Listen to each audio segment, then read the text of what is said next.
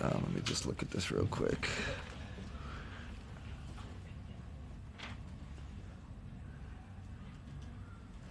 Wow. All right. Coach, coming into this game, obviously there was a discrepancy when it comes to size. Both teams had 7-footers, 2 guys that can play in the middle. When it came to the change in the second half, what did you go to the decision to take Jared out at later? The second half? They were switching everything defensively, and we just figured we need to spread them out a little bit more. We love Jared; he's great, but felt like we need a little more shooting out there with their switching. So that was a call. In a league that's so heavy on the 3-ball nowadays, but also having to go against 2 big guys, to go away from the rebounding aspect that Jared brings, how hard was that decision? It's hard. We debated it on the bench, but what I felt like is like we were struggling to score, and we had to generate some offense, trying to generate some more space for our guys. So that was the reasoning behind that. Danny. Since Sam came back from that ankle injury, he had been shooting 28% from 3 and has a night goes 6 for 11 from deep. What can a night like this do? Oh man, it was just a matter of time. I'm glad we got him with that starting unit. I mean, those guys generate open shots, so that was a little bit of the thought there. And of course, he gives it to you on defense. So like I've said, it's for him. For me, it's not about him making threes or not, but when he does, it really sparks us and got the crowd into it. I thought he was star of the match. Really happy for him. What do you do during a 35-minute delay because a basket? I went back up to my office, hung out in the video room, talked to them. So glad everybody stayed patient. Our crowd's so good, and our guys stayed out there, and Darius was in the crowd talking to people. I thought it was pretty cool, Mike,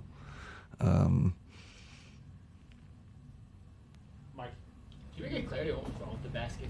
What's that? Did you ever get clarity on what was actually wrong with the basket? I think Tristan might have had something to do with it. I'm not calling him out. You guys go to the videotape.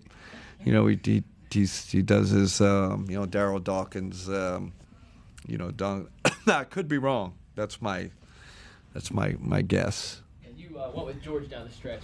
We talked about it a second ago. Yeah. He made some winning plays, just time on both ends of the court. Yeah. About his impact in the last 5-6 minutes. Yeah. Plus, elite free throw shooter too. I think that was part of the, and it was a cross between getting we had some. You still get size with George, and then you get the shooting, and then he makes winning plays. Like I said, I felt like we needed to spread him out a little more.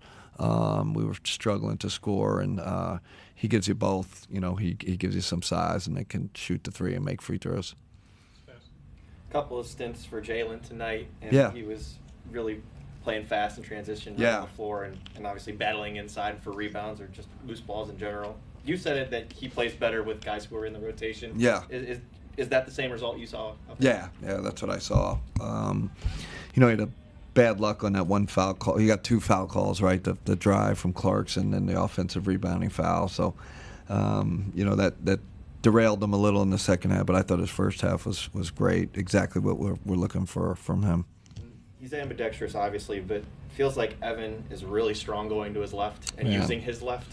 How valuable is it to have a 7-footer that can go to the weak side sometimes when you need him to? Yeah, it's it's funny. You're discovering things about him every night. I wasn't, what wasn't in my mind. Hey, let's run plays for him to go to his left and dunk on people.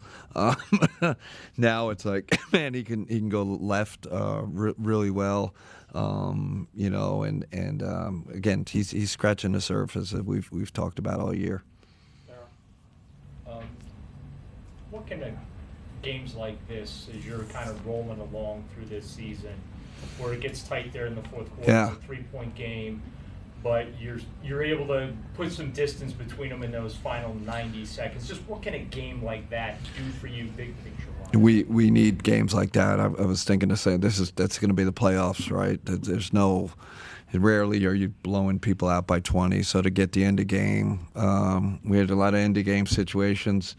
We obviously did hack a Kessler there. That was, you start reaching into your strategy bag, which we haven't had to do a lot, because of our margin of victory. So that was good practice for us, and I thought we did a really good job executing at the end of the game. Utah ended up with a 12 rebounding advantage. Man, how much of that was just the ball flying off the rim, and just how difficult is that when you're getting those long bounces off the rim? I can't wait to watch the film and see how many of those should we have we didn't box out or we missed, and how many of them are bad bounces, because sometimes you got to be. I've done that before. We're not rebounding. You're yelling at the guys. You look at the tape, and it's like, man, there's probably only a few of them that we.